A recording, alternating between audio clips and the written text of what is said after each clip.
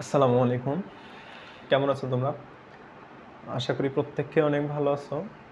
তো দেখতে দেখতে আমাদের হাইড্রার কয়টি লেকচার শেষ ভাইয়া? আমাদের হাইড্রার অলরেডি 7টি লেকচার শেষ। 7টি তো নাকি? আমার যতটুকু মনে পড়ে 7টি লেকচার শেষ। তো আজকে আমরা হাইড্রার 8 নম্বর লেকচার করব। হ্যাঁ, তো 8 নম্বর লেকচারে আমাদের কই থেকে পড়া শুরু হবে? ভাইয়া 8 নম্বর লেকচারটা আমাদের শুরু হবে হাইড্রার চলন থেকে। ঠিক আছে, আজকে আমরা কি জানবো? হাইড্রার চলন। এর পাশাপাশি যদি আমাদের সময় হয় তো আরও কিছু জানবো, নাহলে আজকেও আমরা হাইড্রার চলনটাই জানবো। আমাদের আর আজকের ক্লাস বাদ দিলে আর 2টা লেকচার লাগবে হাইড্রার। হাইড্রার জননের লাগবে 2টা ক্লাস, একটা হচ্ছে যৌন জনন, একটা অযৌন জনন। তাহলে আমাদের হাইড্রা শেষ। তো দেখো, আজকে আমরা হাইড্রার চলন পড়ব। তো তার আগে ভাই বলো তো, প্রিভিয়াস যে 7টা ক্লাস হয়েছে, এই 7টা ক্লাস করছো কে কে? আমাকে একটু জানাই দাও তো। প্রিভিয়াস 7টা ক্লাস কে কে করছো আমাকে একটু জানাই দাও। রেগুলার পড়তে হবে ভাইয়া, না পড়লে কিন্তু ভালো করা সম্ভব নয়। এখন সময় নিয়ে পড়াচ্ছি, পড়তেছ, ভালো লাগতেছে না এই জন্য অনেকে ক্লাস করতেছো না, আবার অনেকের ভালো লাগতেছে এই জন্য করতেছ। কিন্তু কিছুদিন পরে তোমার উপরে এমন একটা প্রেশার আসবে, হ্যাঁ, তখন আসলে তুমি না কোনো দিকে কোন কিনারা খুঁজে পাবা না, এরকম একটা হবে। তো দেখো, অনেক নীতিবাক্য বলছি এর আগেও, তো আজকে আর এরকম কিছু বলবো না। আজকে আমরা শুরু করবো কি, হাইড্রার কি ভাইয়া? হাইড্রার চলন। ওকে, আজকে আমরা কি করব? হাইড্রার চলন। আচ্ছা, হাইড্রার চলন যেহেতু এখানে আসলো, দেখো এখানে একটা ওয়ার্ড চলে আসছে হাইড্রার চলনে। কি আসছে ভাইয়া? চলন বলে একটা শব্দ আসছে। তাহলে আমাদের প্রথমে জানতে হবে চলনটা কি। চলনটা কি? আমরা যদি স্বাভাবিক ভাষায় বলি যে এক জায়গা থেকে অন্য জায়গায় স্থানান্তরিত হওয়াটাই চলন। কি ভাই? এক জায়গা থেকে অন্য জায়গায় স্থানান্তরিত হওয়াটাই চলন, বা নিজের অবস্থান পরিবর্তনটাই চলন। তাহলে দেখো, এটা যদি আমরা সুন্দরভাবে বলি তাহলে কি, খাদ্য গ্রহণ, আত্মরক্ষা, কোনো কিছুর প্রতি সাড়া প্রদান ইত্যাদি কাজের জন্য যদি এক জায়গা থেকে অন্য জায়গায় আমরা গমন করি, তাহলে তাকে আমরা কি বলবো? চলন। তাহলে দেখো, চলনটা কি লিখবো আমরা? তোমরা এটা নিজের মতো করে লিখতে পারবা। তোমরা সবাই এখন যথেষ্ট পরিমাণ বড় হয়েছো, তোমরা এই জিনিসগুলা কমন সেন্স দিয়ে তোমরা লিখতে পারবা। তবু আমি লিখে দেই কি, দেখো তোমাদের বইয়ের ভাষায় যেভাবে আছে, খাদ্য সংগ্রহ, হ্যাঁ, খাদ্য সংগ্রহ, তারপরে কি, আত্মরক্ষা, আত্মরক্ষা, খাদ্য সংগ্রহ, আত্মরক্ষা, এরপরে কি ভাইয়া? কোনো কিছুর প্রতি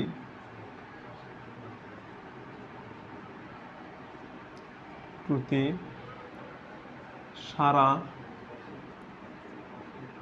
প্রদানের জন্য, হ্যাঁ, কি বললাম? খাদ্য গ্রহণ, আত্মরক্ষা ও কোনো কিছুর প্রতি সাড়া প্রদানের জন্য দেহকে এক স্থান হতে অন্য স্থানে, এক স্থান থেকে অন্য স্থানে কি সরে নেওয়াকে, বা আমরা বইয়ের ভাষায় সরে নেওয়াকে একটু বইয়ের ভাষায় বলবো, তাহলে কি বলা হবে? স্থানান্তরিত তরিত করাকে করাকে কি বলা হয় ভাই? চলো, ঠিক আছে। এটা বুঝতে কি আর সমস্যা হওয়ার কথা? আশা করি কারোই বুঝতে সমস্যা হবে না এটা, হ্যাঁ।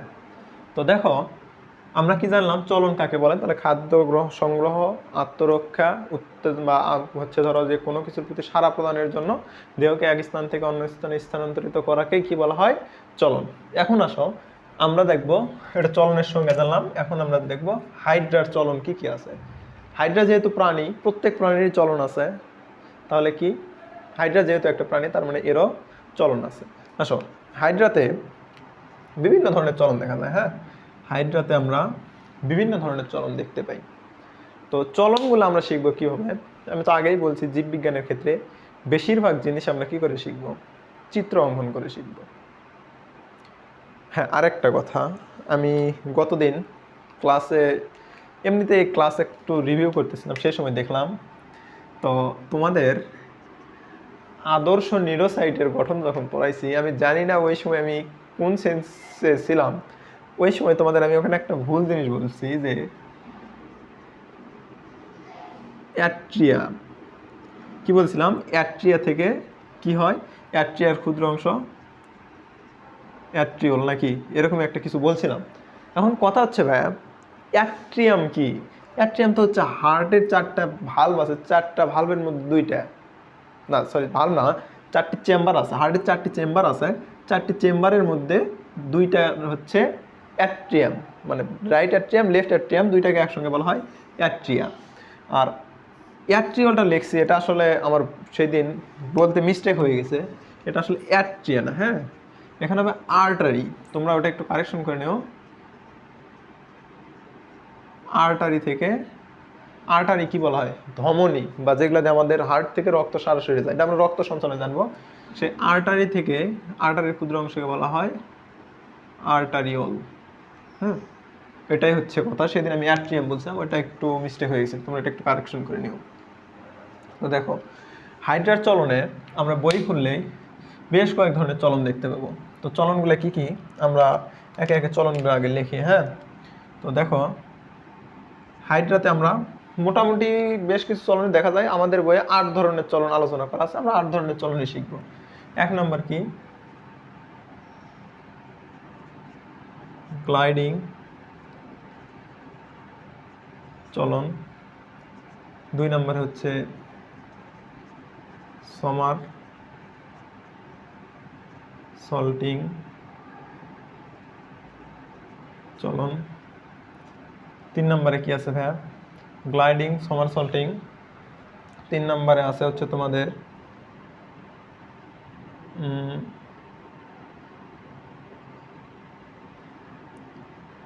গ্লাইডিং সমারসল্টিং, লুপিং লুপিং চলন। 4 নম্বরে আছে ভাষা চলন।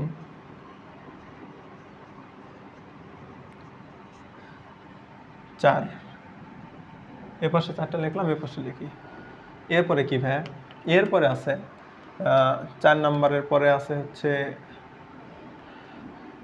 এরপরে আর কি কি দেওয়া আছে দেখি, 4টা তো দেখলাম। এরপরে আছে হচ্ছে সাঁতার। হ্যাঁ, সাঁতার, আচ্ছা একটু স্পেস নিয়ে লিখি, দাঁড়াও এখানে লিখি, সাঁতার। সাঁতারের পরে বইয়ে কি দেওয়া আছে ভাই, সাঁতারের পরে দেওয়া আছে হচ্ছে হামাগুড়ি।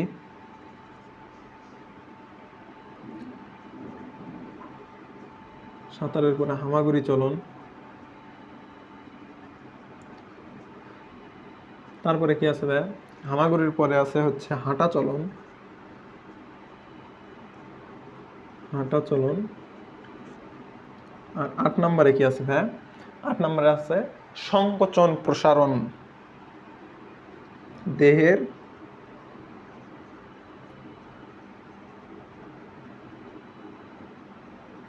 সংকোচন প্রসারণ। হ্যাঁ, তো দেখো আমাদের বইয়ে হাইড্রারে 8টি চলন উল্লেখ করা আছে। তো এই চলনগুলোর ইংরেজি টার্ম আমাদের একটু মনে রাখা দরকার। কি কারণে দরকার, মাঝে মাঝে মেডিকেল ভর্তি পরীক্ষায় এই চলনগুলোর ইংরেজি টার্ম দেওয়া আসে, বা শুধু মেডিকেল ভর্তি পরীক্ষা নয়, বিভিন্ন পাবলিক ভার্সিটির কথা বলো বা অ্যাডমিশন পরীক্ষায় ইংরেজি টার্মগুলো আসে, সচরাচর বোর্ড পরীক্ষাতে আসে না। তো আমরা ইংরেজি টার্মগুলো এগুলো জানবো। তো দেখো, গ্লাইডিং, গ্লাইডিং চলনের ইংরেজি কি, গ্লাইডিং চলনের ইংরেজি হচ্ছে গ্লাইডিংয়ে। হ্যাঁ, গ্লাইডিংয়ের ইংরেজি গ্লাইডিংয়ে, স্পেলিংটা কীভাবে, GLIDING, গ্লাইডিং, গ্লাইডিং চলন গেল। এরপরে কি, সমার সল্টিং, সমার সল্টিং ও সমার সল্টিংয়ে,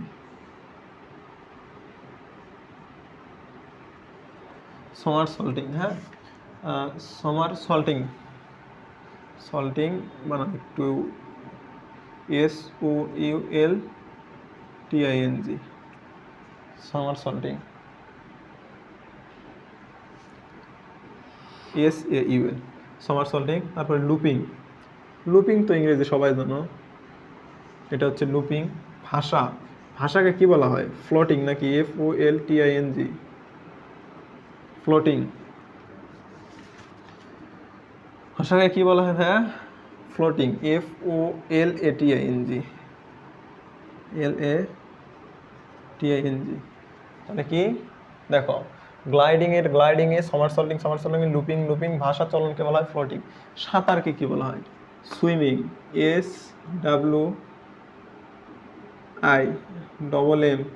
SWIMMING নাকি?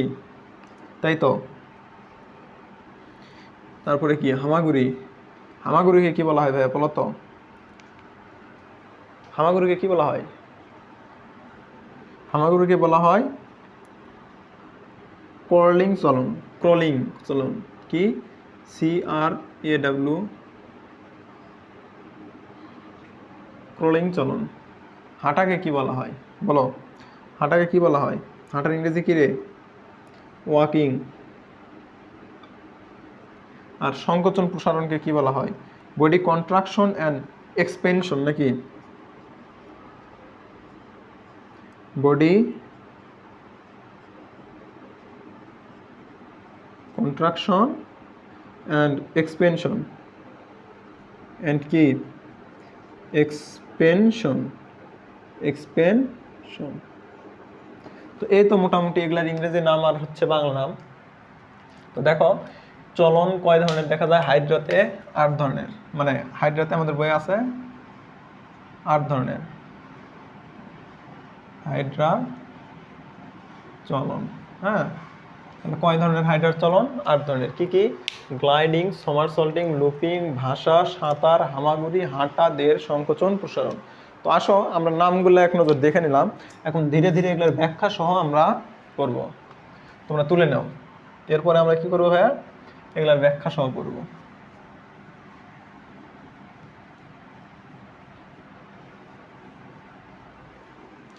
দেখো, আমাদের বইয়ে যে সিরিয়ালে দেওয়া আছে আমরা সেই সিরিয়ালেই চলনগুলো আগাবো। এখন প্রথম যে দুইটা শিখাবো, হ্যাঁ, প্রথম যে দুইটা শিখাবো এই দুইটাতে বোঝার আছে এবং এই দুইটাই ইম্পর্টেন্ট বেশি, পরের বাকিগুলাতে অতটা ইম্পর্টেন্ট নয়। দেখো, প্রথমে কি দিয়ে শুরু করবো আমরা? লুপিং দিয়ে শুরু করব। লুপিং, লুপিং বা এটার নামও কিন্তু বইয়ের লেখা আছে হামাগুড়ি। কি লেখা আছে ভাইয়া? হামাগুড়ি। দেখো, হামাগুড়ি একটা আলাদাও আছে, এটাও আর একটা আছে। তো আমার মনে হচ্ছে যে এখানে কিছু একটু রাইটিং মিস্টেক হয়েছে, কারণ প্রিভিয়াস বইগুলোতে এটা ছিল ভাষা চলন। হ্যাঁ, তোমাদের এই বইতে ভাষা চলন লেখা নাই, কিন্তু বইয়ে যেহেতু লেখা আছে হামাগুড়ি, তো হামাগুড়ি আমরা লিখি। আচ্ছা, আজান হচ্ছে, আজানটা শেষ হোক।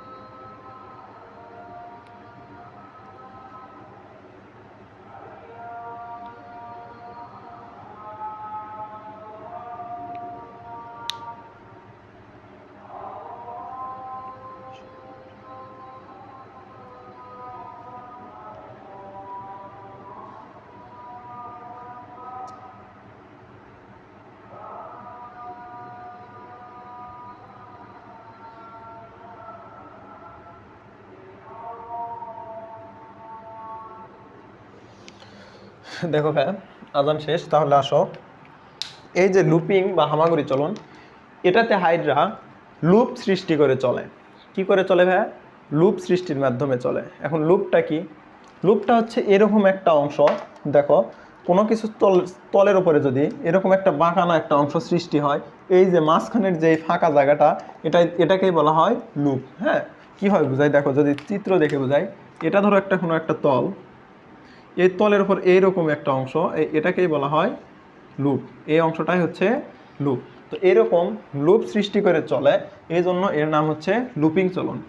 এছাড়াও এই চলনটাকে আরও বিশেষ কিছু নামে বলা হয়, যেমন কি তোমাদের বই লেখা আছে হামাগুড়ি চলন, আগের বইগুলোতে ছিল ফাঁসা চলন, মানে ফাঁস সৃষ্টির। দেখো তো এটা একটা ফাঁকা অংশ না, তো ফাঁকা অংশকে তো ফাঁস বলা চলে, তো এখান থেকে এর নাম করা হয়েছিল ফাঁসা চলন। এছাড়াও আরও কি ভাইয়া, দেখো যোগ তো আমরা সবাই চিনি, কি যোগ সবাই চিনি। তো এই চলনটা যেরকম সেইভাবে যোগও চলে, এই জন্য একে বলা হয় জোকা চলন। কি ভাইয়া? জোকা চলনও বলা হয়। এছাড়াও এক ধরনের পোকা আছে যার নাম শুঁয়াপোকা চলন। কি? শুঁয়াপোকা। এই শুঁয়াপোকাটাও এইভাবেই চলে, যার জন্য সেই পোকার নাম অনুসারে হাইড্রার এই চলনটাকে দেওয়া হয়েছে শুঁয়াপোকা চলন। কি ভাইয়া? শুঁয়াপোকা, শুঁয়াপোকা চলন। ওকে, তো দেখো এর নাম জানলাম আমরা, এখন জানবো এর চলনটা আসলে কি। দেখো প্রথমে আমরা এটা একটা তল দাগালাম। হ্যাঁ, ধরো যে এটা একটা কোনো তলে হাইড্রা আটকে আছে, সে হাইড্রাটা কীরকম, আমরা এখন হাইড্রাটা দাগাই,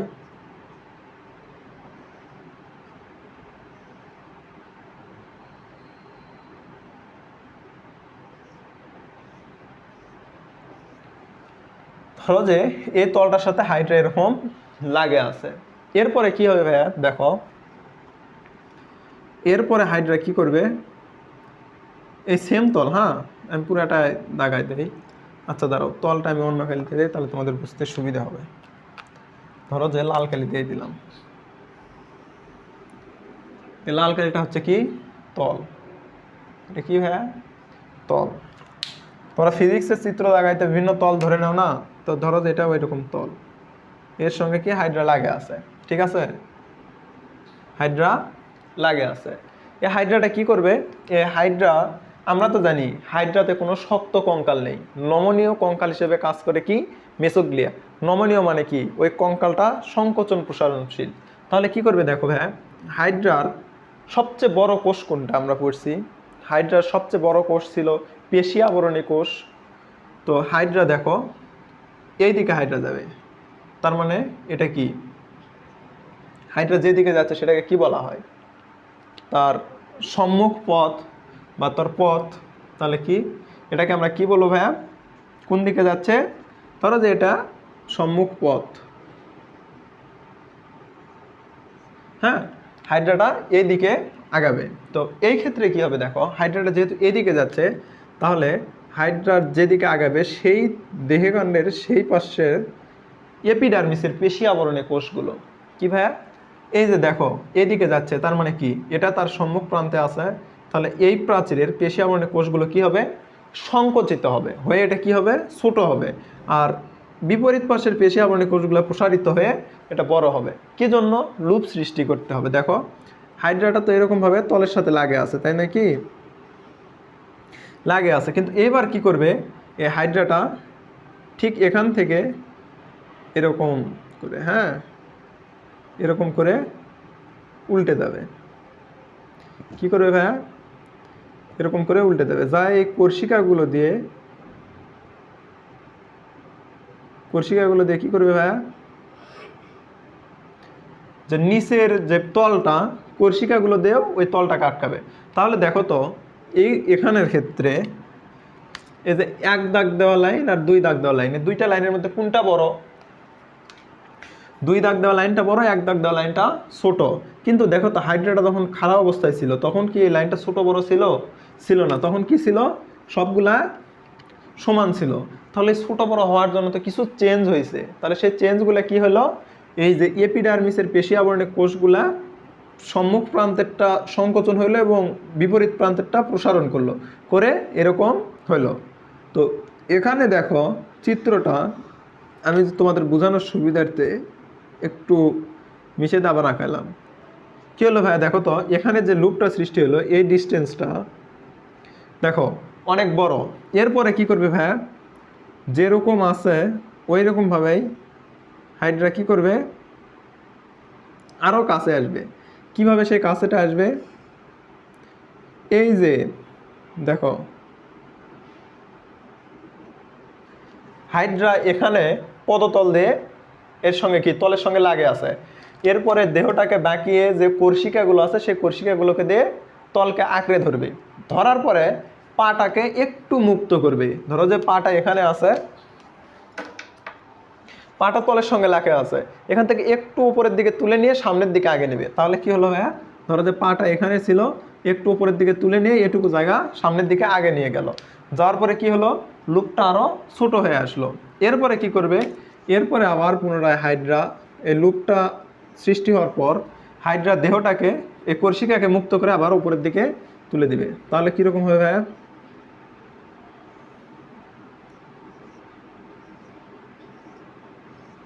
এই যে দেখো তারপরে কি করলো, দেহটাকে বেশি কাছে নিয়ে আসার পরে পদতল যখন আসলো তখন উপরের দিকে আবার উঠে চলে গেল। এই জিনিসটা যদি আমি এখন তোমাদের এখানে মিশিয়ে দিয়ে বুঝাই, তাহলে দেখো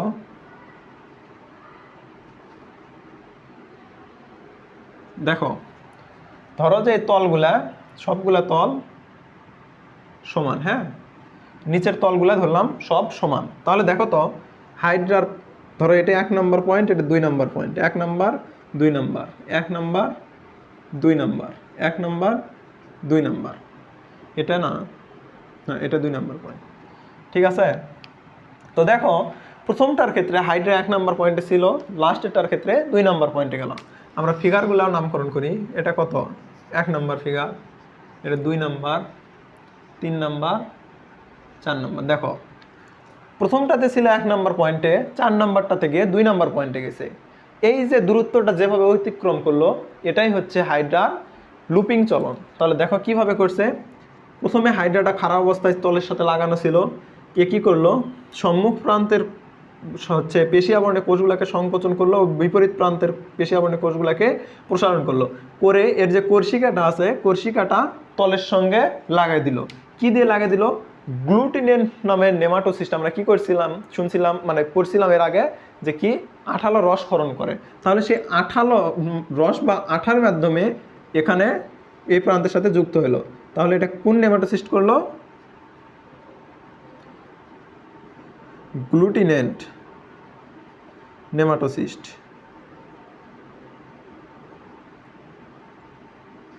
গ্লুটিনেন্ট নেমাটোসিস্ট থেকে আঠালো রস ক্ষরণের মাধ্যমে কর্ষিকাটাকে তলের সঙ্গে আটকে দিল। এরপর কি করলো ভাইয়া, এই তলের সঙ্গে যখন কর্ষিকাটা আটকে গেল তখন পদতলটাকে মুক্ত করলো, তলের সাথে লাগা থাকা থেকে কি করলো, পদতলটাকে মুক্ত করলো। মুক্ত করে কি করলো, এই 3 নাম্বার স্টেপে দেখো মুক্ত করে পদতলটাকে একটু সামনের দিকে আগে নিয়ে কী করলো, এই তো এইটুকু ডিস্টেন্স সে সামনের দিকে গেল।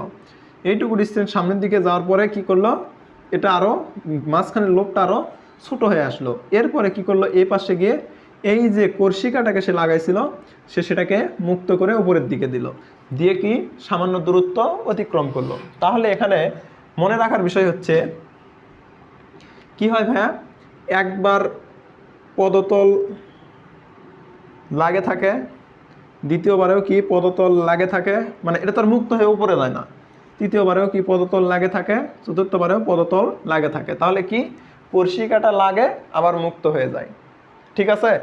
মনে রাখবা কি হবে, দেখো আবার বলে দেই যে পদতলটা লেগেই থাকবে সব সময়, দ্বিতীয় ধাপে এসে জাস্ট সামান্য একটু মুক্ত করে একটু সামনের দিকে আগে নেবে, মুক্ত করে একটু সামনের দিকে আগে নেবে, বাট খুব বড় স্পেস হবে এরকম না, এখান থেকে জাস্ট তুলে, বুঝতেছো না, আমার এখানে আছে ধরো লাগে আছে হাতটা, কীভাবে বোঝাই, এখানে আমার হাতটাই কলমের উপর লাগে আছে, জাস্ট একটু তুলে নিয়ে সরে নিলাম, একটু তুলে নিয়ে সরে নিলাম, কিন্তু এখান থেকে তো হাতে আমি এত দূরে নিয়ে যাইনি।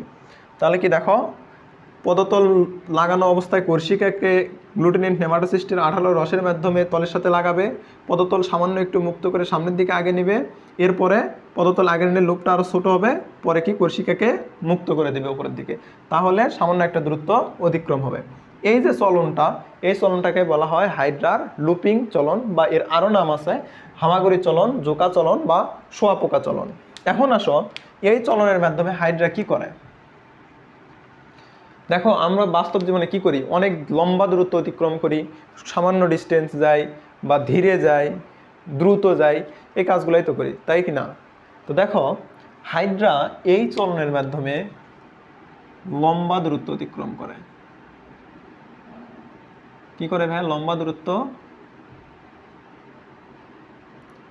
অতিক্রম করে। ওকে, এরপরে কি, এই চলনের মাধ্যমে হাইড্রা লম্বা দূরত্ব অতিক্রম করে।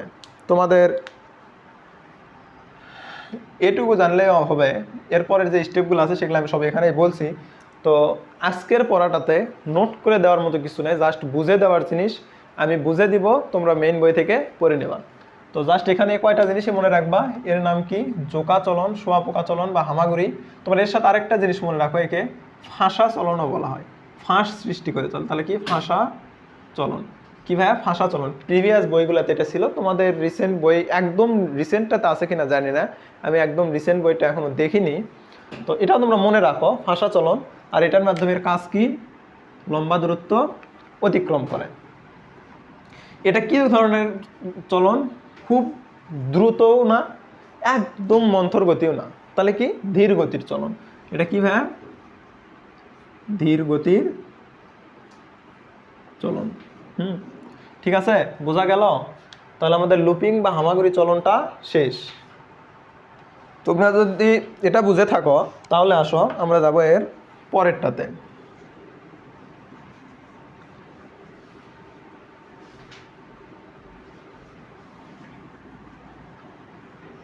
এর পরেরটা কি ছিল ভাই? সমারসল্টিং। দেখো সমারসল্টিং নামটা তোমাদের কাছে অচেনা মনে হলেও সমারসল্টিং এর যখন বাংলা বলে দিব, তখন মানে এই চলনটা বাংলা, তখন তোমাদের কাছে একদম সব ক্লিয়ার হয়ে যাবে। সমারসল্টিং,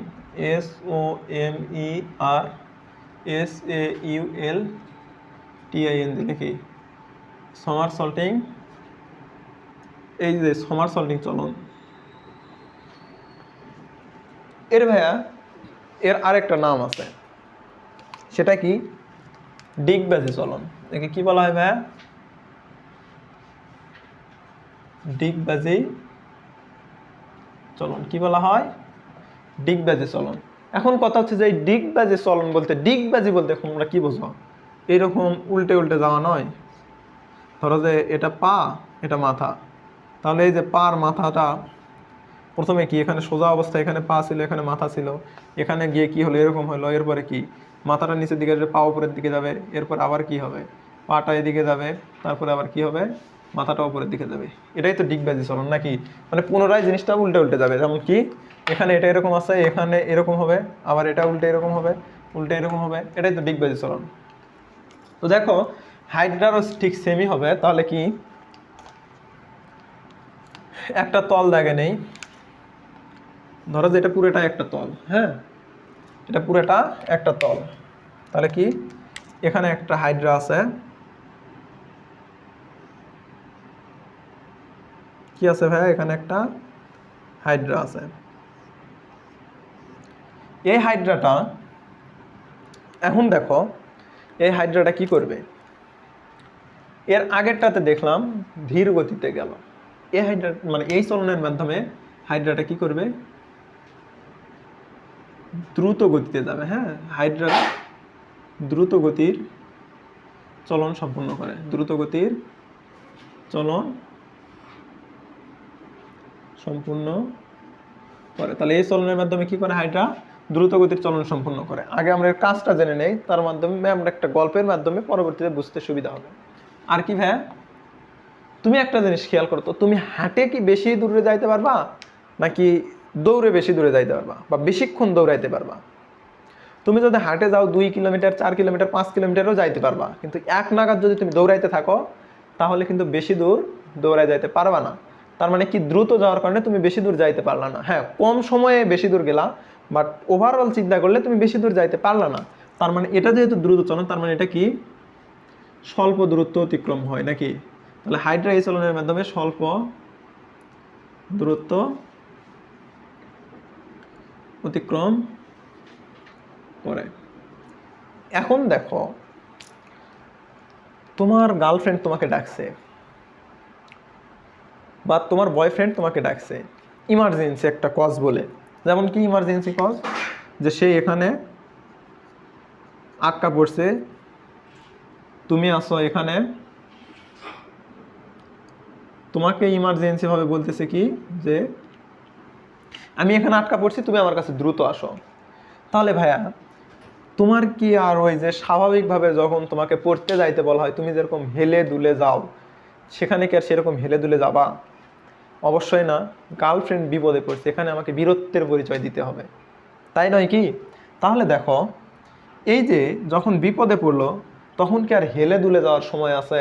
মানে গেলাম না, একটু সামনে গেলাম, 5 কাপ আর সরে নিলাম, আবার একটু সামনে গেলাম, এরকম সময় আছে? কোনো সময় নেই। যত দ্রুত সম্ভব নিজেকে মুভ করে চলে যাব। তো দেখো তো, আমরা যখন লুপিং পড়ছিলাম তখন হাইড্রা কি করছিল, কর্ষিকা লাগায়ে পদতল সামান্য একটু তুলে নিয়ে আবার সামনের দিকে আগে নিত, নিয়ে কর্ষিকাকে প্রথমে কর্ষিকা লাগাইতো, লাগানোর পরে আবার কি করতো, পদতলে একটু সামনে আগে নিয়ে যাইতো, যাওয়ার পর আবার কর্ষিকাকে মুক্ত করে দিত। মানে একটা সময় সাপেক্ষ ব্যাপার করতো। কিন্তু এটার ক্ষেত্রে দেখো তো কি করবে, এটা এই হাইড্রাটা অত কোনো টাইম নেই, গার্লফ্রেন্ড বিপদে, তাহলে কি করবে, এই যে হাইড্রাটা পদতল এ ডিরেক্ট এরকম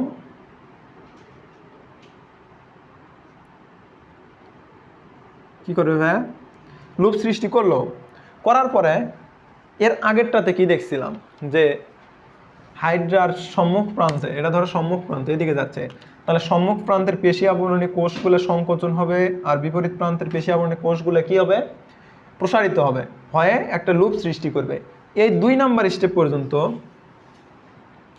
1 আর 2, এই 2 নাম্বার স্টেপ পর্যন্ত লুপিং আর হামাগুড়ির হামাগুড়ি হচ্ছে লুপিং আর হচ্ছে ডিগবাজি চলনের সেম। এরপরে কি হবে দেখো, এই সেম হওয়ার পরে লুপিংয়ে কি হয়েছিল, 3 নম্বরে গিয়ে পদতলটা তুলে একটু সামনে আগে নিছিল। কিন্তু কথা হচ্ছে এটা একটা বিলাসিতা নয়, আমি তো ভাঁজ হয়ে গেছি, আবার আমাকে পদতল তুলে নিয়ে সামনে আগাইতে হবে, এটা অনেক একটা মনে করো যে বিলাসিতার মতো। এখানে যেহেতু এর গার্লফ্রেন্ড বিপদে, তার মানে এর অত সময় নেই, কি করবে, এরপরে ডিরেক্ট পদতলকে উপরের দিকে তুলে দিবে। কি করবে ভাইয়া, ডিরেক্ট যে পদতল আছে সেটাকে উপরের দিকে তুলে দিবে।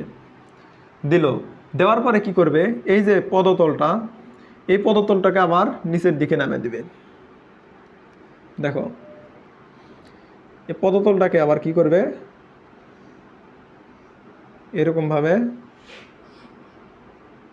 নিচের দিকে নামে দিবে। দেওয়ার পরে কি করবে, এই যে পদতল ফিক্সড হইলো, প্রথমে কি কর্ষিকা ফিক্সড হইলো, পদতল উঠে গেল, এরপরে কি পদতল ফিক্সড হইলো, আবার কর্ষিকা উঠে যাবে। কি করবে ভাইয়া,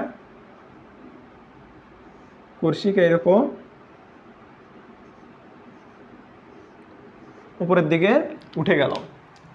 তাহলে দেখো তো এখানে কি হলো, এই যে হাইড্রাটা প্রথমে ছিল, এখানে হাইড্রা কয়বার দূরত্ব অতিক্রম করলো দেখো তো। এই হাইড্রাটা এখানে একবার দেহের সমপরিমাণ দূরত্ব অতিক্রম করলো না, এখানে কি করলো, একবার দেহের সমপরিমাণ দূরত্ব অতিক্রম করলো, এখানে আবার একবার করলো। তাহলে দেখো তো 1 + 1 কয়বার দেহের সমপরিমাণ দূরত্ব অতিক্রম করলো, 2 বার। কিন্তু লুপিংয়ে একবার যে তার চলন সম্পন্ন করছিল, একবার লুপিং চলন সম্পন্ন করলে কি দেহের সমপরিমাণ বা দেহের দ্বিগুণ সমপরিমাণ কোনো চলন সম্পন্ন করছিল না। সেক্ষেত্রে কি করছিল, জাস্ট সামান্য একটু পরিবর্তন। কিন্তু এক্ষেত্রে কি হলো, হাইড্রার দেহের দ্বিগুণ পরিমাণ দূরত্ব অতিক্রম হলো। যেহেতু গার্লফ্রেন্ড বিপদে, সেহেতু আসতে যাওয়ার কি কোনো সময় আছে, নাই। তার মানে কি খুব দ্রুত যেতে হবে, গার্লফ্রেন্ডকে বাঁচাইতে হবে, বীরত্বের পরিচয় দিতে হবে।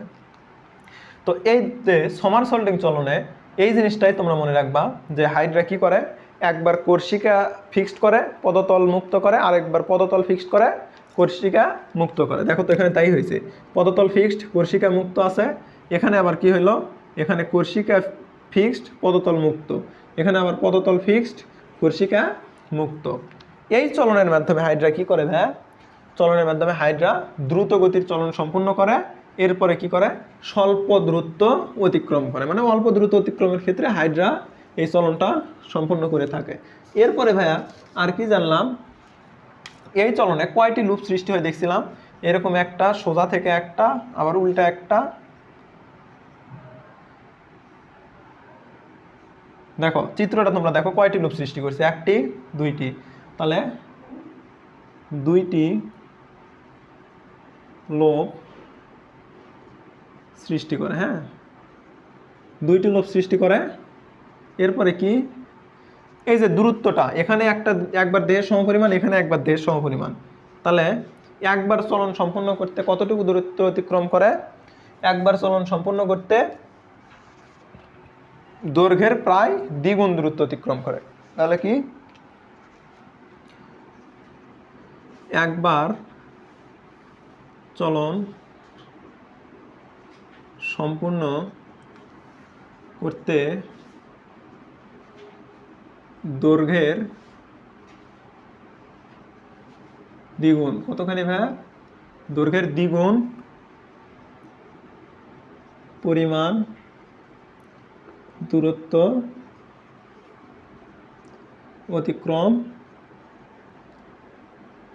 করে। ওকে, তো এই কয়টাই হচ্ছে ব্যাপার। এবং ওই যে সম্মুখ প্রান্তের পেশিয়াবরণী কোষ সংকোচন, বিপরীত প্রান্তের পেশিয়াবরণী কোষ প্রসারণ, কোর্সিকাটা তলের সঙ্গে লাগালো, সেখানে গ্লুটিনেন্ট নেমাটোসিস্টের আঠালো রসের মাধ্যমে লাগালো, পাটাকে মুক্ত করলো, আবার পদতলকে গ্লুটিনেন্টের মাধ্যমে আটকালো, মানে গ্লুটিনেন্ট নেমাটোসিস্টের মাধ্যমে আটকালো, আবার কোর্সিকাকে মুক্ত করলো। এই জিনিসগুলো তোমাদের বইয়ে লেখা আছে, আমি চিত্রের মাধ্যমে বুঝে দিছি, এবং চিত্রের বাইরে যে কয়টা জিনিস লেখার দরকার সে কয়টা জিনিস আমি লিখে দিছি। দেখো এটা গেল, এরপরে আসো আমাদের গ্লাইডিং চলন। এরপরে কি হয়, গ্লাইডিং চলন। তাহলে কয় নাম্বার গেল এটা চলন, 2 নাম্বার, বড় দুইটা শেষ, এই দুইটা পড়তে যা সময় লাগছে বাকি 6টা এখন সেই সময় লাগবে। দেখো এবারে কি,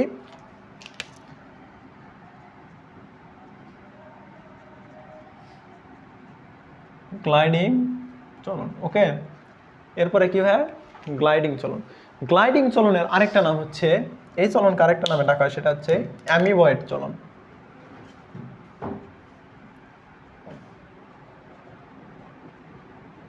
অ্যামিবয়েড চলন। তোমাদের কাছে প্রশ্ন, অ্যামিবা মানে অ্যামিবার যে প্রাণীগুলো আছে, এই অ্যামিবার প্রাণীদের যে এক ধরনের পা থাকে, এই পাগুলো কি ধরনের, ক্ষণপদীয় না? অ্যামিবার যে প্রাণীগুলো সেগুলো তো ক্ষণপদীয় প্রাণী, মানে কি ক্ষণপদ সৃষ্টি করে, এগুলা কি করে, ক্ষণপদ সৃষ্টিকারী প্রাণী।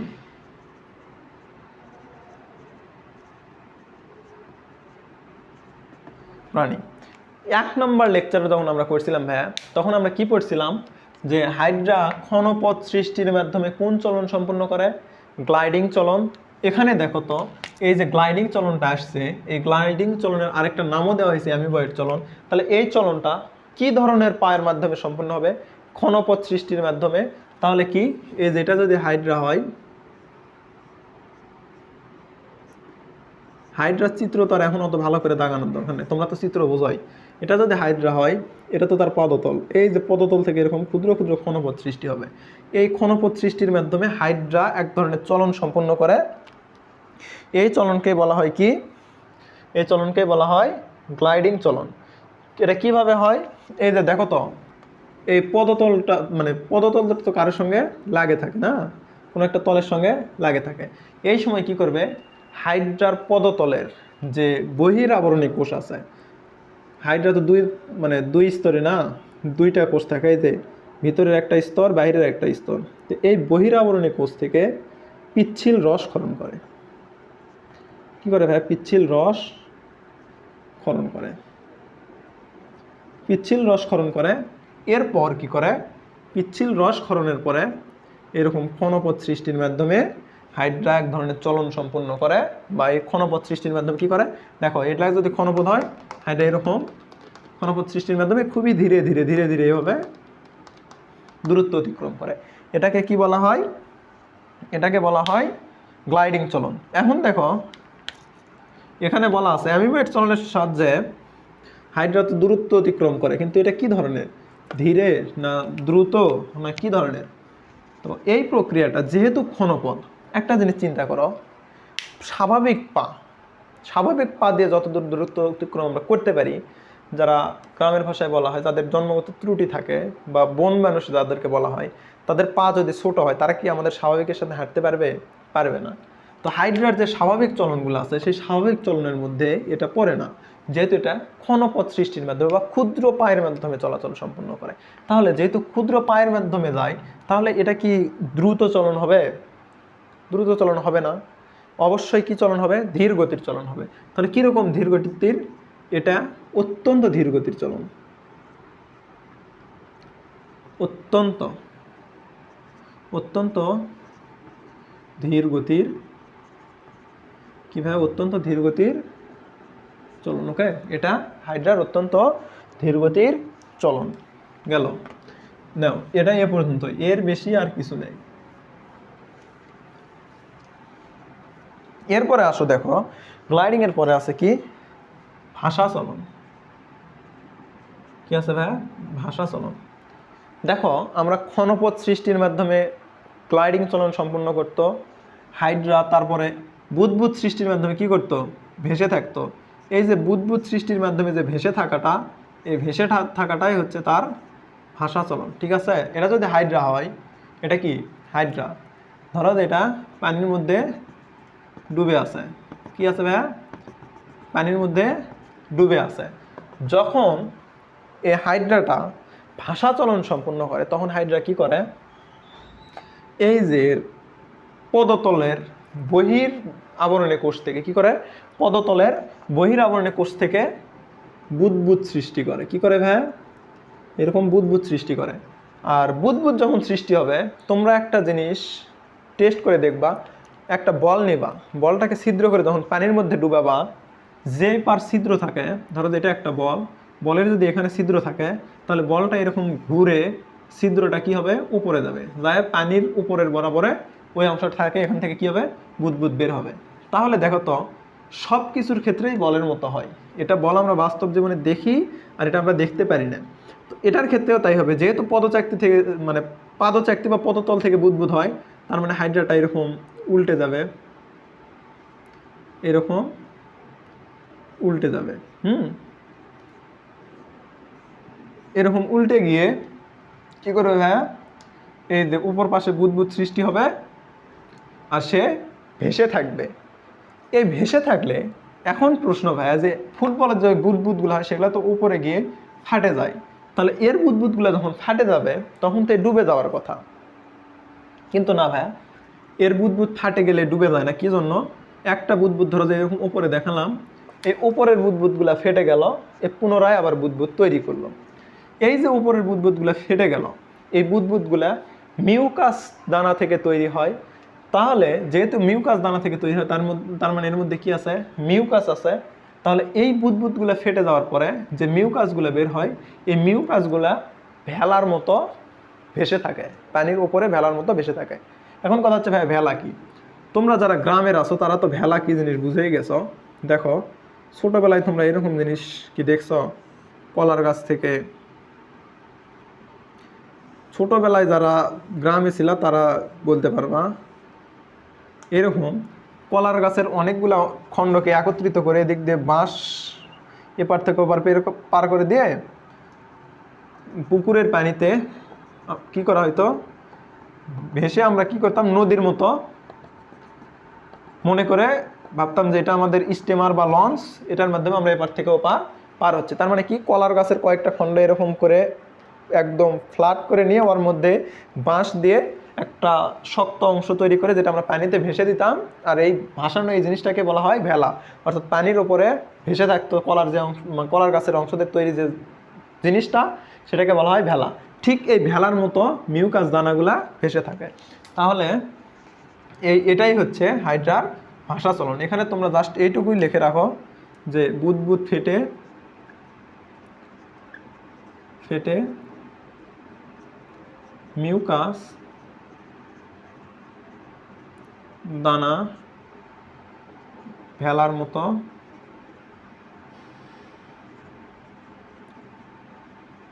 পানির উপর ভেসে থাকে। হ্যাঁ, বুদবুদ ফেটে গেলে মিউকাস দানাগুলা ভেলার মতো পানির উপরে ভেসে থাকে। আর এই সময় কি হাইড্রা নিম্নমুখী হয়ে থাকে, হাইড্রা নিম্নমুখী হয়ে থাকে। ওকে, হাইড্রা নিম্নমুখী হয়ে থাকে। এটাই হচ্ছে হাইড্রার ভাষা চলন।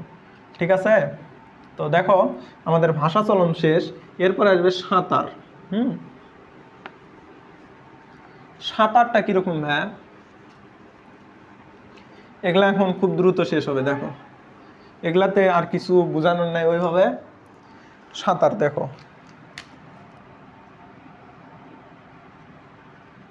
সাঁতার এটা যদি একটা হাইড্রা হয়,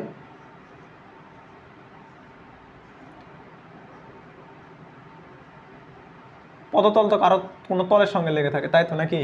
তো হাইড্রাটা কি করবে, এখানে পদতলটাকে মুক্ত করে দিবে। ধরো যে এটা পানির মধ্যে ঘটতেছে, এটা পুরোটাই পানি, তাহলে পদতলটাকে মুক্ত করে দিয়ে সে কি করবে, এরকম ফ্ল্যাট করে দিবে। দেহকে ফ্ল্যাট করে দিয়ে যে কোর্সিকাগুলো আছে, এই কোর্সিকাগুলোকে সে মানে সব সময় এরকম আন্দোলিত করবে। এটা হচ্ছে এই যে বর্তমানে যে বিভিন্ন ধরনের আন্দোলন হচ্ছে, ছাত্রদের আন্দোলন, বৈষম্য বিরোধী আন্দোলন, বাড়ির কাজের বইয়ের আন্দোলন, কাজের বইয়ে বলা যাবে না যে আন্দোলনগুলো, সেই আন্দোলন নয়।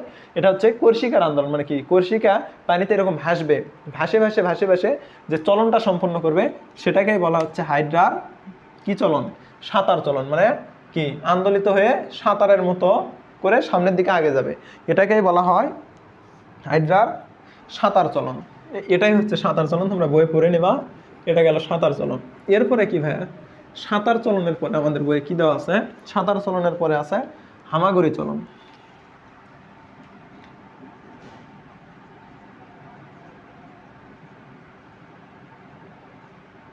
হামাগুড়ি চলন। দেখো এর আগে আমরা লুপিংয়ে পড়েছিলাম, ওটার নাম হামাগুড়ি। জাস্ট ওটার নাম হিসেবে মনে রাখবা হামাগুড়ি, কিন্তু এটাতে একটা ইম্পর্টেন্ট জিনিস মনে রাখবা। হামাগুড়ি চলনের মাধ্যমে হাইড্রার কি আরোহণ অবরোহণ সম্পূর্ণ হয়। এখন কথা হচ্ছে ভাইয়া, যদি তোমাদের প্রশ্ন থাকে হাইড্রা কোন চলনের মাধ্যমে আরোহণ অবরোহণ সম্পূর্ণ করে, অপশনে যদি লুপিংও থাকে, অপশনে যদি লুপিং, ধরো যে ক নম্বরে আছে লুপিং, খ নম্বরে আছে হামাগুড়ি, তাহলে এখন তোমাদের অনেকের মধ্যে প্রশ্ন, ভাইয়া লুপিং এর আরেকটা নাম যেহেতু হামাগুড়ি, তাহলে এটার উত্তর তো লুপিংও হতে পারে। না ভাই, এটার উত্তর তোমরা লুপিং দিবা না, হামাগুড়ি থাকলে তোমরা অবশ্যই এটার উত্তর হামাগুড়ি দিবা। কারণ তোমাদের বইয়ে লুপিং এর আরেক নাম হামাগুড়ি বলা আছে, আর এক্সট্রা ভাবে যে হামাগুড়ি চলনটা দেওয়া আছে, হামাগুড়ি চলনের মধ্যে লেখা আছে হাইড্রার আরোহণ অবরোহণ মানে সম্পূর্ণ হয় এই হামাগুড়ি চলনের মাধ্যমে। ঠিক আছে, তো দেখো আরোহণ অবরোহণ কি, এটা যদি একটা গাছ হয়, এই গাছের উপরের দিকে উঠে যাওয়াটা হচ্ছে আরোহণ, নিচের দিকে নেমে আসাটাকে বলা হচ্ছে অবরোহণ। মানে উপরের দিকে ওটাকে বলা হয় আরোহণ, নিচের দিকে নামাকে বলা হয় অবরোহণ। হাইড্রা এটা করে কিভাবে, দেখো এটা একটা ধরো গাছ বা কোনো একটা নিমজ্জিত উদ্ভিদ, এটা একটা উদ্ভিদের ডাল। হাইড্রা ধরো এখানে একটা কোনো তলের সাথে লাগে আছে, হাইড্রা কিভাবে আছে, এখানে এতে ভাবে আছে। এ কি করবে, এই যে ডালটা আছে বা যে অংশটা আছে এই উদ্ভিদের, এর যে এখানে অংশটা আছে, এই অংশটাকে হাইড্রা কর্ষিকা দিয়ে শক্ত করে ধরবে, কর্ষিকা দিয়ে এরকম শক্ত করে ধরবে, ধরে এই তল থেকে তার পাকে মুক্ত করে কি করবে, এই পাটাকে দিয়ে এই উদ্ভিদটাকে আঁকড়ে ধরবে।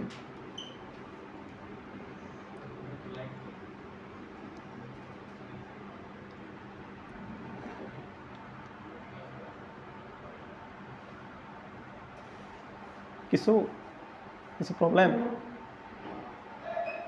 আচ্ছা, কি করবে ভাইয়া, এই পাটাকে মানে সেই এই পদতলটাকে এখান থেকে মুক্ত করে সেই উদ্ভিদের সঙ্গে আটকে দেবে, দিয়ে এই যে উদ্ভিদটাকে কর্ষিকাকে পদতলকে আটকে দিলে সে কর্ষিকাকে মুক্ত করলে তার পড়বে না, তখন কর্ষিকাকে মুক্ত করে আবার উপরের অংশে কর্ষিকা দিকে ধরবে।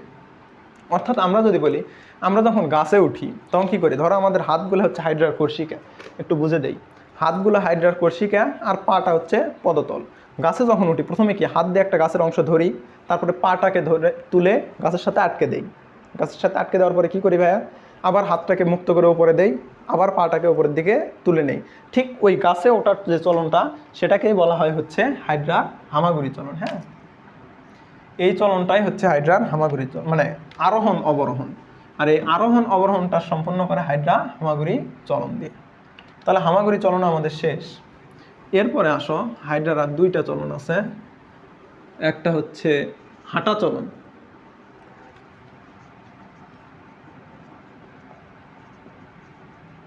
হাঁটা চলনের ক্ষেত্রে মনে রাখবে ভাই, আমরা হাঁটি কি দিয়ে, পা দিয়ে। যেহেতু হাইড্রার পা নেই, পায়ের মতো অংশ আছে কর্ষিকা, হাইড্রার পা নেই, কি আছে, পায়ের মতো কর্ষিকা আছে। তো কি করবে, এটা তো তল, এই তলে হাইড্রাকে পাটাকে মুক্ত করে উপরের দিকে দিবে। কিভাবে দিবে ভাইয়া,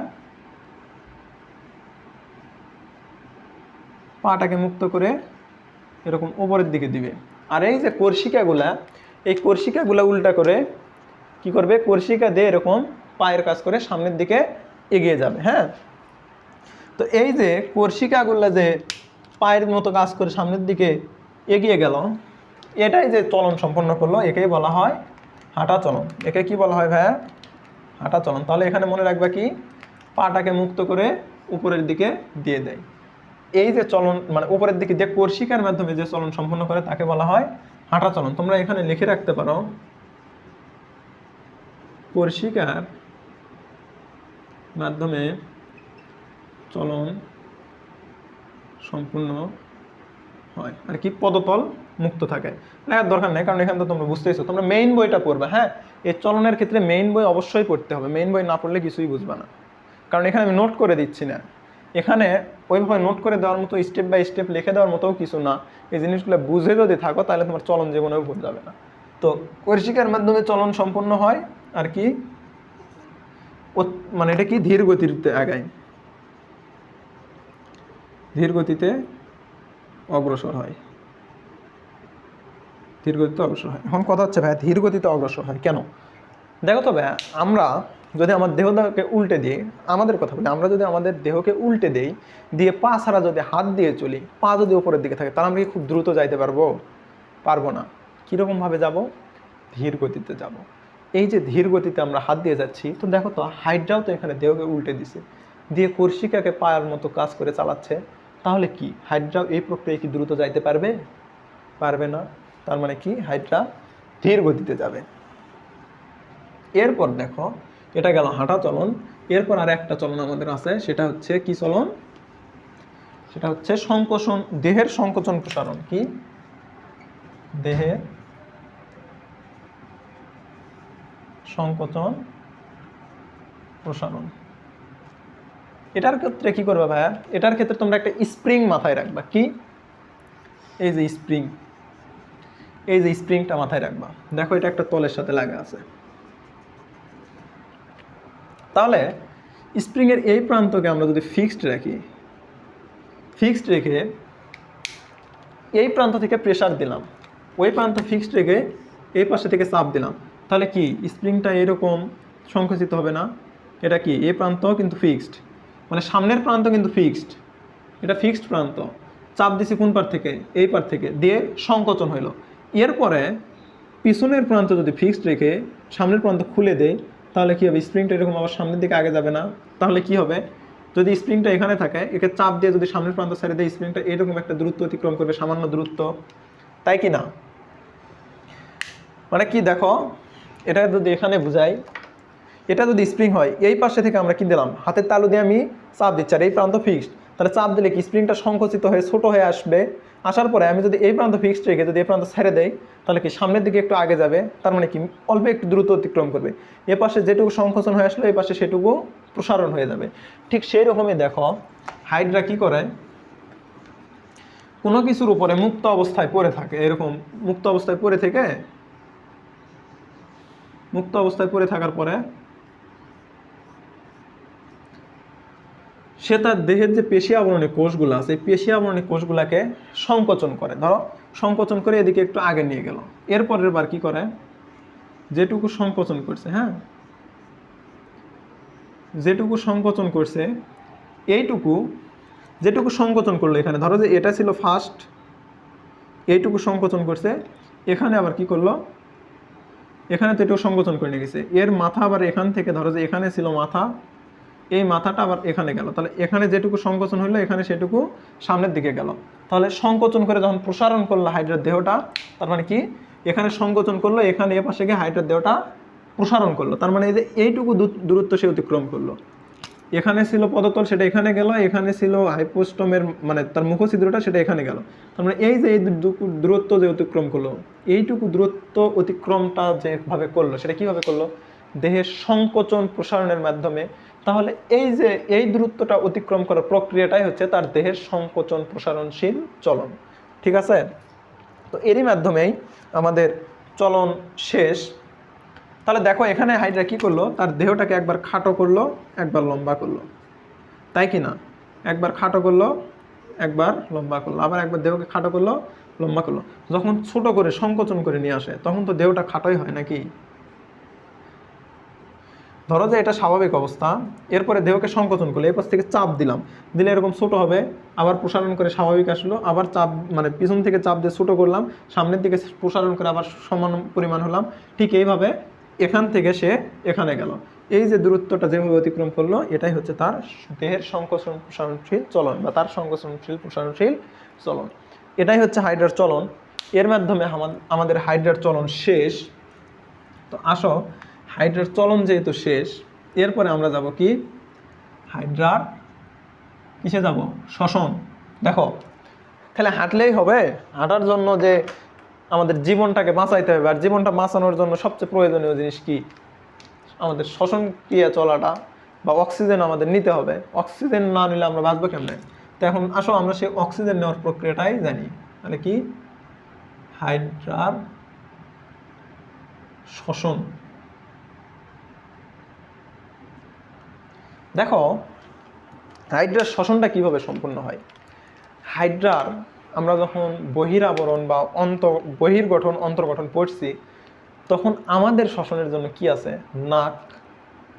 হাইড্রার কি এরকম কোনো আমরা নাক পাইছিলাম কি, পাইনি।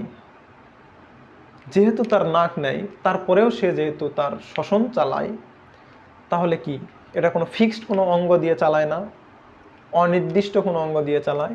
তার মানে প্রথম কথা কি, নির্দিষ্ট শ্বসনের জন্য নির্দিষ্ট কোনো অঙ্গ নেই। কি শ্বসনের জন্য নির্দিষ্ট কোনো অঙ্গ আছে, তার কি নাক আছে, আমাদের যেরকম নির্দিষ্ট নাক দিয়ে শ্বসন চালায় ওদের কিরকম আছে, নেই। তাহলে শ্বসনের জন্য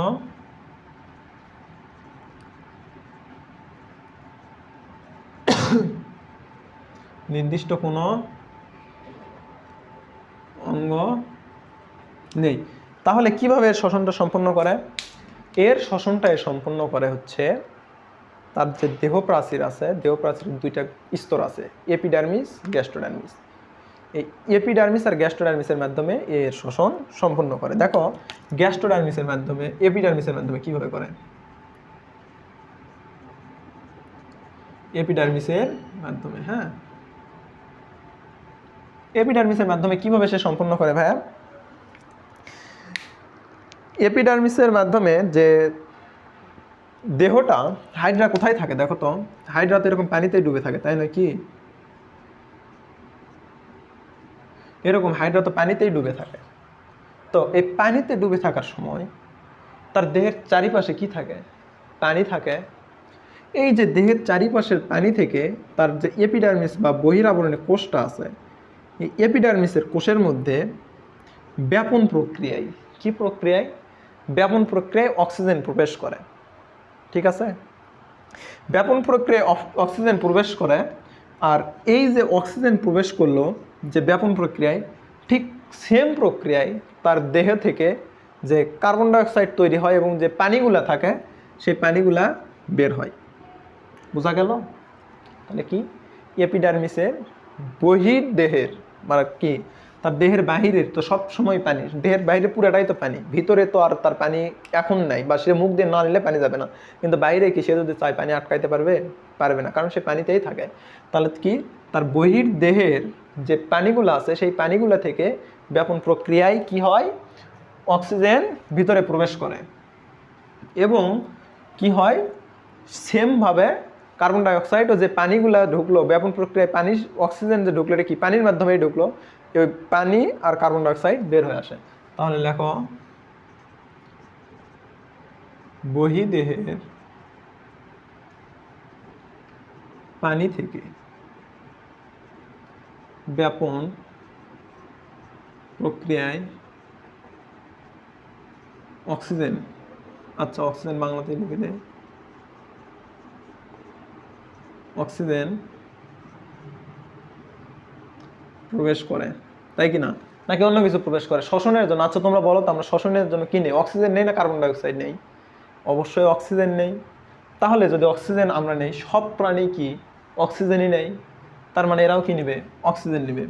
তাহলে কি বহির্দেহের পানি থেকে, বহির্দেহের পানি থেকে, হ্যাঁ পানি থেকে ব্যাপন প্রক্রিয়ায় অক্সিজেন ভিতরে প্রবেশ করে, বা অক্সিজেন প্রবেশ করে কই?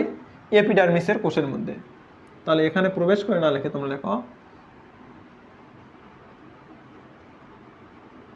এপিডার্মিসের কোষে প্রবেশ করে। সে অক্সিজেন নিল, তাকে তো কার্বন ডাইঅক্সাইড ত্যাগ করতে হবে নাকি? তাহলে একইভাবে কার্বন ডাইঅক্সাইডও পানি ত্যাগ করে। এটাই হচ্ছে এপিডার্মিসের মাধ্যমে। তোলো, এপিডার্মিস শেষ, এরপরে আসো গ্যাস্ট্রোডার্মিসের মাধ্যমে। গ্যাস্ট্রোডার্মিসের মাধ্যমে কিভাবে করে ভাইয়া? আমরা গ্যাস্ট্রোডার্মিসের কোষ পড়ছিলাম না এরকম, এরকম এর দেখো তো পেশি আবরণী কোষের কয়টা অংশ ছিল? পেশি আবরণী কোষটা যদি দেখি তাহলে এর দুইটা অংশ ছিল, একটা ছিল কি ক্ষণপথ আর একটা ফ্লাজেলা। এই যে ফ্লাজেলা এটা কি সুতার মতো, তার মানে কি সবসময় এটা আন্দোলিত হয়।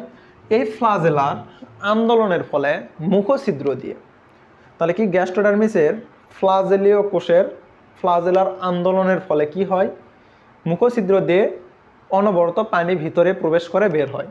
এই যে ফ্লাজেলা কোষের আন্দোলনের ফলে এই হাইড্রার মুখছিদ্র দিয়ে যে পানিগুলো প্রবেশ করতেছে, এই পানিগুলা থেকে এর গ্যাস্ট্রোডার্মিসের যে কোষগুলো আছে এই পানি থেকেই এই কোষগুলোর ভিতরে অক্সিজেন প্রবেশ করে এবং কার্বন ডাইঅক্সাইড এই পানিতে ত্যাগ করে। এই পানি যখন আবার বের হয়ে যায় তখন এই কার্বন ডাইঅক্সাইড যুক্ত পানিগুলো বের হয়ে যায়, আবার যখন ভিতরে নেয় তখন অক্সিজেন সম্পূর্ণ পানি নেই। সে তো আর পানি বের হচ্ছে ঢুকেছে এরকম না, পানি ঢোকার পরে মুখটা বন্ধ হয়ে যায়, এই প্রক্রিয়াটা সম্পূর্ণ হওয়ার পর আবার মুখ খুলে যায়, এই পানিগুলা বের করে দেয়, দিয়ে পুনরায় আবার পানি নেয় এবং এই প্রক্রিয়াটা চলতেই থাকে। এইভাবে তার গ্যাস্ট্রোডার্মিসের মাধ্যমে ব্যাপন প্রক্রিয়ায় কি সম্পন্ন হয়? শ্বসন সম্পূর্ণ হয়। তাহলে এটা তোমরা লিখে নাও একটু যে কি ফ্লাজেলীয় কোষের কিভাবে আন্দোলনের ফলে, ফ্লাজেলীয় কোষের আন্দোলনের ফলে কি হয়? অবিরাম মুখ ছিদ্রের মাধ্যমে পানি ভিতরে কি করে?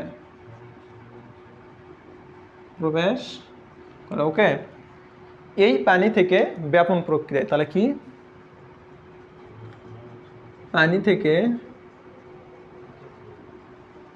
ব্যাপন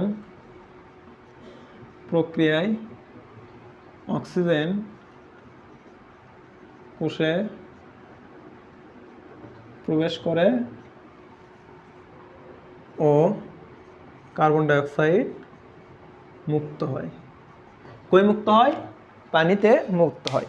এইভাবে গ্যাস্ট্রোডাইনামিক্সের মাধ্যমে হাইড্রার শ্বসন সম্পূর্ণ হয়। এটা কি? গ্যাস্ট্রোডাইনামিক্সের মাধ্যমে। লিখে রাখো।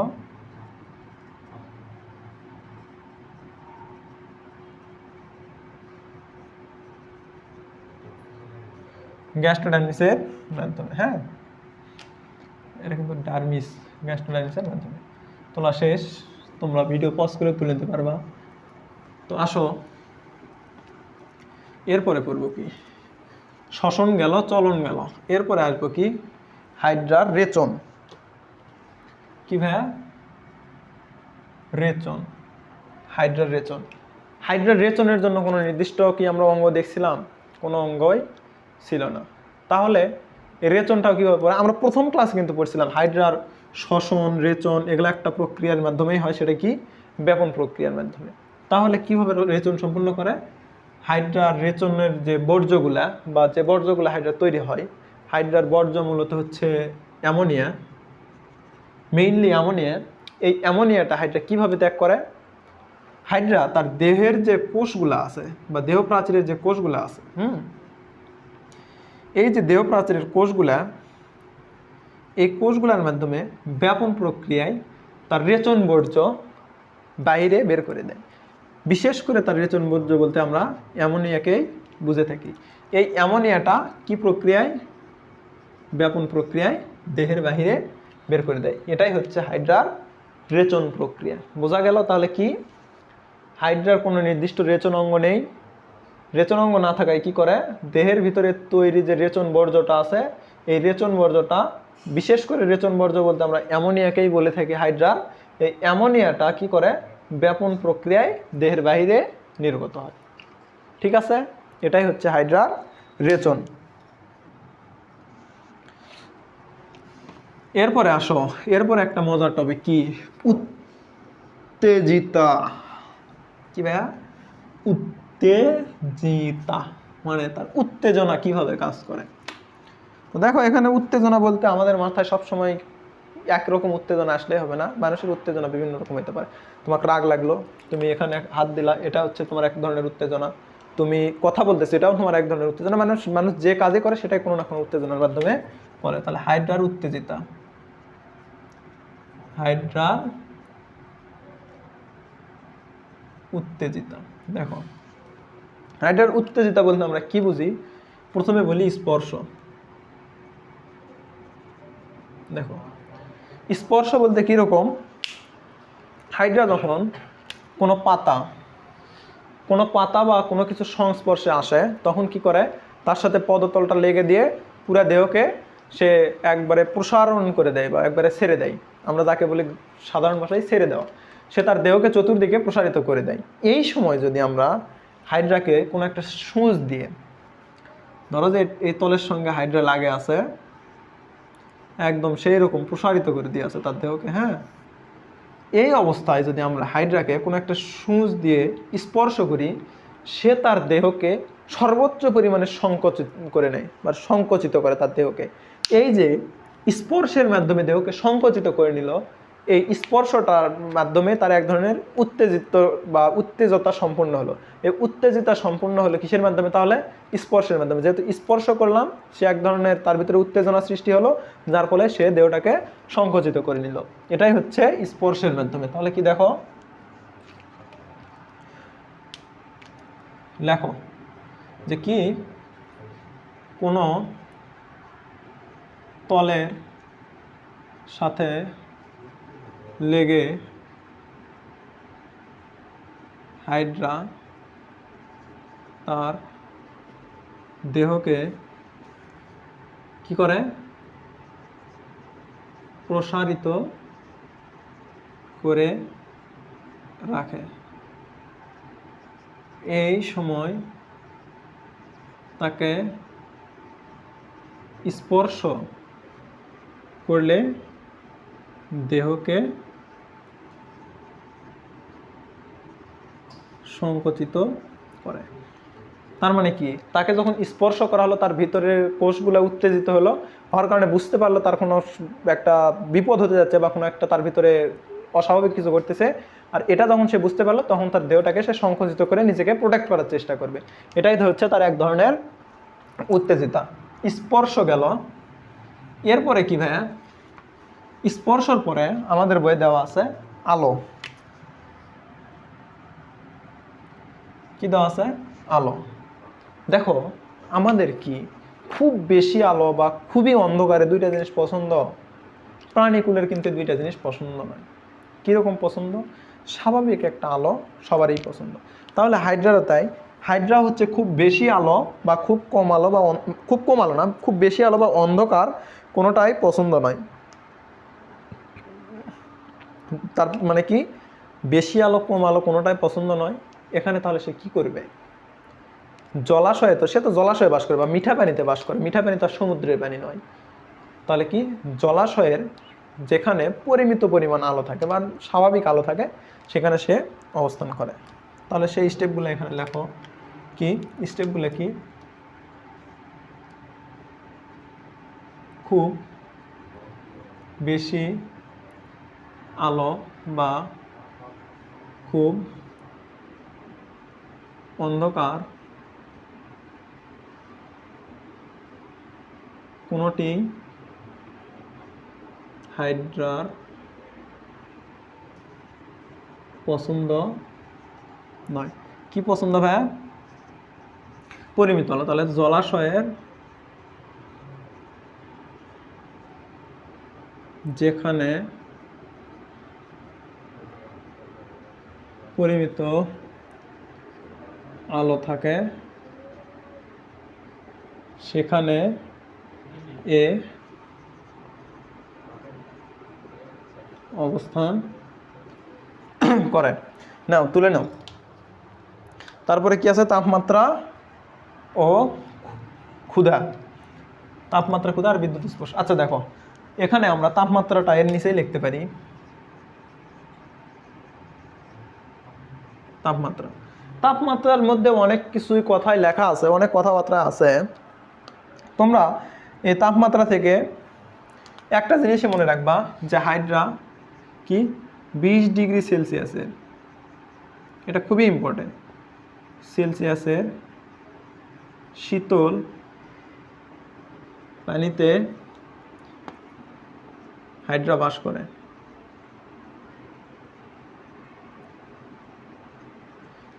তাহলে দেখো 20 ডিগ্রি সেলসিয়াসের শীতল পানিতে কি করে? হাইড্রা বাস করে। তার মানে কি 20 ডিগ্রি সেলসিয়াসের শীতল পানি হাইড্রার পছন্দ।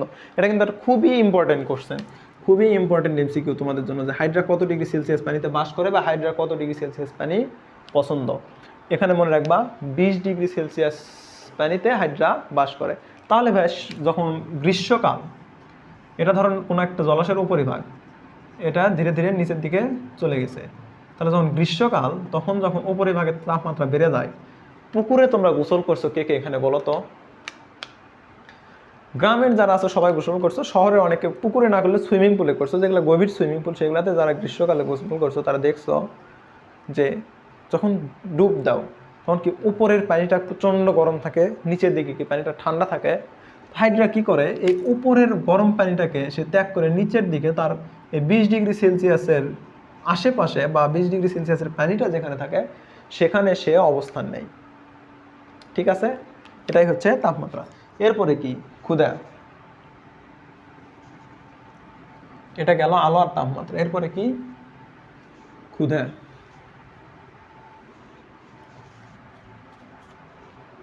দেখো ক্ষুধা এগুলো আগেও পড়াইছি, এখানে লিখে দেওয়ার কিছু নেই, জাস্ট বলে দেই যে ক্ষুধা কি। আমাদের যখন ক্ষুধা লাগে তখন আমরা কি করি? একবারে হাত পা ছেড়ে দিয়ে বেডে শুয়ে পড়ি, তারপরে মা খাবার দেয়, খাবার খাই। এই গল্পটা তো আগে বলছিলাম নাকি, যে মার উপরে আমরা রাগ হইতে পারি, খাবারের কথা বললে আমাদের রাগ লাগে, ক্ষুধা লাগলে রাগ লাগে, মা এসে কিছু বললে আমাদের রাগ ধরে, মাকে আমরা রাগ হই। অনেকে এরকম করে, সবাই না। তো ঠিক এরকমই হাইড্রাকে যখন ক্ষুধা লাগে তখন সে তার দেহকে কি করে? সর্বোচ্চ প্রসারিত করে দেয়, এরকম সর্বোচ্চ প্রসারিত করে দেয়। সর্বোচ্চ প্রসারিত করে দেয়। যখন কোনো খাবার তার সংস্পর্শে আসে, এটা ধরো একটা তার খাবার সংস্পর্শে আসে, তখন সে তার দেহকে খুব দ্রুত মুভ করে বা দ্রুত সঞ্চালিত করে সে খাবারটাকে গ্রহণ করে। এটা তো ক্ষুধা অবস্থায় গ্রহণ করলো, খাবারটা নিয়ে তার পেটটা ভরে গেল। যখন এই যে প্রসারিত সংকুচিত প্রসারিত কোষিকা যা হচ্ছে, এটা তার সব সময়ই চলে, কিন্তু যখন ক্ষুধা লাগে তখন এটা খুব বেশি হয় এবং খাবারকে খুব দ্রুত সে গ্রহণ করে। তোমার যখন খাবার পেটে থাকে তখন কি আর খাওয়ার কথা এভাবে মনে থাকে? থাকে না। তো এদেরও যখন খাবার ভিতরে পেট ভরে থাকে খাবার খেয়ে, তখন এরা কি করে, পেটটা ভরে থাকার কারণে এদের খাবারের প্রতি আর অত আগ্রহ থাকে না। আর খাবারের প্রতি আগ্রহ না থাকলে এদের খাবার ধরা নিয়েও অত চিন্তা থাকে না। আর যদি খাবার ধরা নিয়ে চিন্তাই আমার না থাকে বা হাইড্রেট চিন্তাই না থাকে, তাহলে সে তার দেহগুলোকে কি অত আর সংকুচিত প্রসারিত করবে? খাবার তো আমার পেট ভরা আছে, আমার তো সংকোচন প্রসারণ করার দরকার নেই। তাহলে তখন কি করে, ধীর গতিতে তার এই কোষিকাগুলোকে সংকুচিত প্রসারিত করে বা দেহকে সংকুচিত প্রসারিত করে। তাহলে কি, যখন পেট ভরা থাকে বা যখন ক্ষুধা থাকে না, তখন কি করে, মন্থর গতিতে তার কোষিকাগুলোকে সঞ্চালন করে বা সংকুচিত প্রসারিত করে। তার মানে কি, সব সময় এই প্রক্রিয়াটা চলতে থাকে, কিন্তু পেট ভরা অবস্থায় থাকে সেটা ধীর গতিতে, আর ক্ষুধাম অবস্থায় থাকে সবচেয়ে বেশি। এটাই গেল তার চলন। এরপরে আছে বিদ্যুৎ প্রবাহ। কি আছে ভাইয়া? বিদ্যুৎ প্রবাহ। বিদ্যুৎ প্রবাহটা কি, অবিরাম দুর্বল ধরনের এক ধরনের বৈদ্যুতিক প্রবাহ হাইড্রার দেহ থেকে ছড়িয়ে পড়ে। অবিরাম কি, দুর্বল ধরনের বৈদ্যুতিক প্রবাহ হাইড্রার দেহ থেকে চলতে থাকে। এই যে বিদ্যুৎ প্রবাহ চলে, এটার যে অ্যানোড প্রান্ত আছে, অ্যানোড প্রান্ত, হ্যাঁ, এই অ্যানোড প্রান্তের দিকে বা অ্যানোড প্রান্তের দিকে হাইড্রা কি করে, তার দেহকে সংকুচিত করে। হ্যাঁ, অ্যানোড প্রান্তের দিকে হাইড্রা তার দেহকে সংকুচিত করে। এটাই হচ্ছে হাইড্রার বিদ্যুৎ প্রবাহ। দেখো, হাইড্রার বিদ্যুৎ প্রবাহ গেল। এরপরে আসো আরেকটা জিনিস, সেটা হচ্ছে হাইড্রার স্নায়ুতন্ত্র। কি ভাই? হাইড্রার স্নায়ুতন্ত্র। হাইড্রার স্নায়ুতন্ত্র বলতে কি বোঝায় ভাই? নিম্ন শ্রেণীর উদ্ভিদে সবসময় দুর্বল প্রকৃতির স্নায়ুতন্ত্র গঠিত হয়। হ্যাঁ, দুর্বল প্রকৃতির স্নায়ুতন্ত্র গঠিত হয়। তাহলে দেখো কি, এখানে তোমরা নিম্ন শ্রেণীর উদ্ভিদে দুর্বল শ্রেণীর স্নায়ুতন্ত্র গঠিত হয়, এটা তো সবাই বুঝতেছ। তাহলে কি, দুর্বল শ্রেণীর স্নায়ুতন্ত্র মানে আমরা একটা স্নায়ুতন্ত্র যদি দাগাই,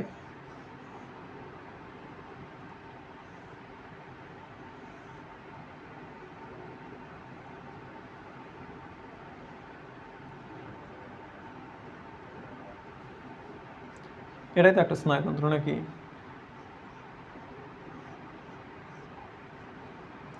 এটা কি একজন, এগুলা কি ডেনড্রাইট, এটা কি একজন। আর এই যে এর যে নিম্নের প্রান্তটা আছে, এটা আরেকটা হাইড্রার সঙ্গে যুক্ত হলে যে অংশটা তৈরি হয়, তাকে আমরা কি বলি ভাইয়া? সিনাপস নাকি? কি বলি? সিনাপস। এই যে এটা হয় হচ্ছে উচ্চ শ্রেণীর প্রাণীতে এই ঘটনাগুলো, যেমন মানুষের শরীরে এই ধরনের ঘটনাগুলো ঘটে। এটা আমরা অষ্টম অধ্যায়ে মানবদেহের ঘটনাগুলা আমরা শিখব। কিন্তু হাইড্রার দেহে দেখো, এরকম ডেনড্রাইট, একজন, সিনাপস কোনোটাই হয় না, এদের কোনোটাই হয় না। মানবদেহের পুরা শরীরে একটা স্নায়ুকাণ্ড দিয়ে সব ধরনের স্নায়ুতন্ত্র যেগুলো আছে সেগুলো নিয়ন্ত্রিত হয়। কিন্তু দেখো, হাইড্রার দেহে এই যে একজন, সিনাপস এগুলো কিছুই হয় না। মানে একটার সাথে আরেকটার যদি কোনো সংযোগই না থাকে, তাহলে একটা জিনিস দিয়ে পুরো দেহ কেমনে চলবে?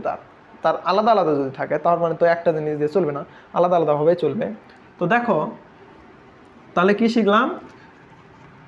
নিম্ন শ্রেণীর উদ্ভিদে মানে নিম্ন শ্রেণীর উদ্ভিদ বলছি, নিম্ন শ্রেণীর প্রাণীতে সবসময় দুর্বল প্রকৃতির স্নায়ুতন্ত্র গঠিত হয়।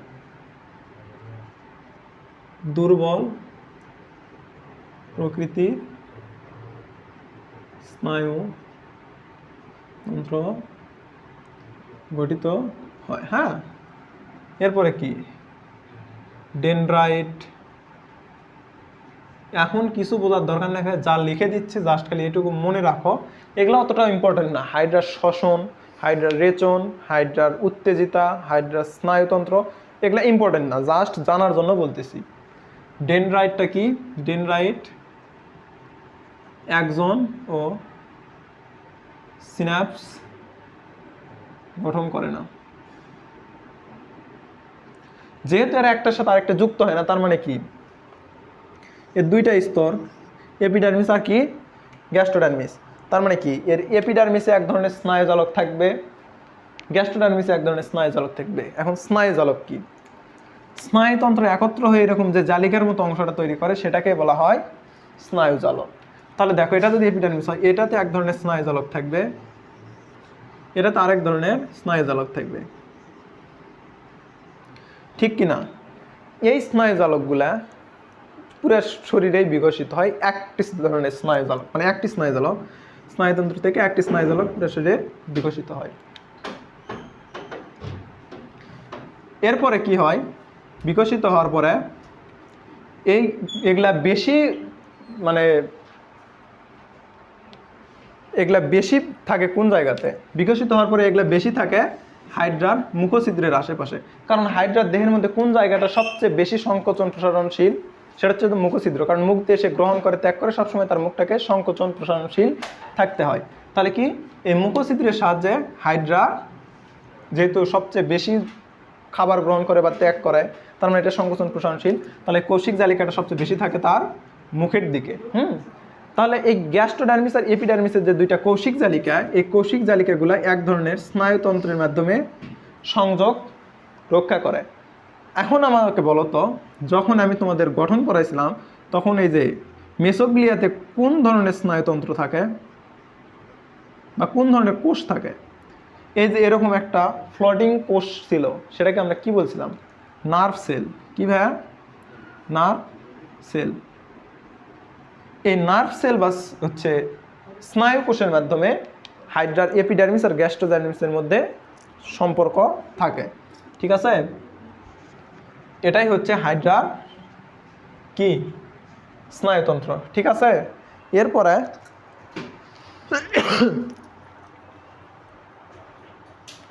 এই যে এই সংযুক্ত এই কোষগুলো কি করে? এপিডার্মিস বাইরে থেকে বিভিন্ন ধরনের সংবেদ নেয়, এই সংযুক্ত নার্ভ কোষগুলোর মাধ্যমে সেগুলো ভিতরে দেয়, আবার ভিতরের কোনো ধরনের ক্রিয়া বিক্রিয়া ঘটলে সেই নার্ভ সেলের মাধ্যমে তারা বাইরে দেয়। এটাই হচ্ছে হাইড্রার স্নায়ুতন্ত্র। তাহলে দেখো, আজকের ক্লাসটাতে আমরা যেগুলো করলাম তার মধ্যে ইম্পর্টেন্ট ছিল শুধু হাইড্রার চলনটাই। হাইড্রার চলন থেকে বহুত কোশ্চেন আসছে, বিশেষ করে হাইড্রার লুপিং, সমারসল্টিং। আজকের ক্লাস থেকে তোমরা যদি কিছুও না বোঝো, লুপিং আর সমারসল্টিং যদি বুঝে থাকো, তাহলে তোমাদের আর কিচ্ছু লাগবে না। তোমাদের আজকের ক্লাস লুপিং আর সমারসল্টিং পড়লেই যথেষ্ট।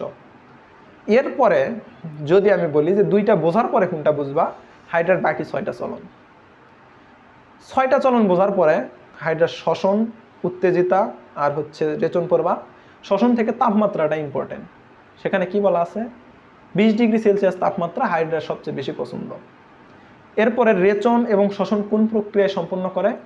ব্যাপন প্রক্রিয়ায় সম্পন্ন করে, ঠিক আছে? আর হাইড্রার স্নায়ুতন্ত্রটা জাস্ট একটু রিডিং দিয়ে রাখবা, পরীক্ষায় আসে না হয়তো, বা এরকম সৃজনশীলের ঘ নাম্বারে আসলেও আসতে পারে, কিন্তু আসে না, সচরাচর আসে না। তো আজকের ক্লাস এ পর্যন্তই। আমাদের আর 2টা লেকচার লাগবে। 2টা লেকচারে আমরা একটাতে হাইড্রার অযৌন জনন শিখবো, আর একটাতে হাইড্রার যৌন জনন আর মিথজীবিতা শিখবো, ঠিক আছে? তাহলে আমাদের আর টপিক বাদ আছে 3টা: অযৌন জনন, যৌন জনন, মিথজীবিতা। এই 3টা টপিক আমরা আগামী 2টা লেকচারে শেষ করে আমাদের হাইড্রাকে বিদায় দেব, ঠিক আছে? তো আজকে এ পর্যন্তই। প্রত্যেককে ভালো থাকো। আর তোমাদের কাছে একটাই কথা, ক্লাসগুলো রেগুলার করো, রেগুলার পড়ো। রেগুলারিটি যদি মেনটেন করতে পারো, তুমি আটকা মানো কোথাও। বারবার আমি কথাটা বলতেছি, এখন হয়তো বা তোমরা বুঝতেছো না। যখন এই ট্রিক্সগুলো অ্যাপ্লাই করে ভালো জায়গায় যাবা, তখন বুঝবা যে আমি রেগুলারিটি মেনটেন করে ভালো করতে পারছি। এটা তুমি গেলেই বুঝবা না, এটা তখনই বুঝবা যারা তোমার ফ্রেন্ডরা যারা রেগুলার নেয়, তারা ভালো করতে পারেনি, তাদেরকে দেখে তুমি এটা রিয়েলাইজ করতে পারো। তো ভালো থাকো, সুস্থ থাকো, পরবর্তী ক্লাসে আবারও দেখা হবে। আসসালামু আলাইকুম ওয়া রাহমাতুল্লাহ।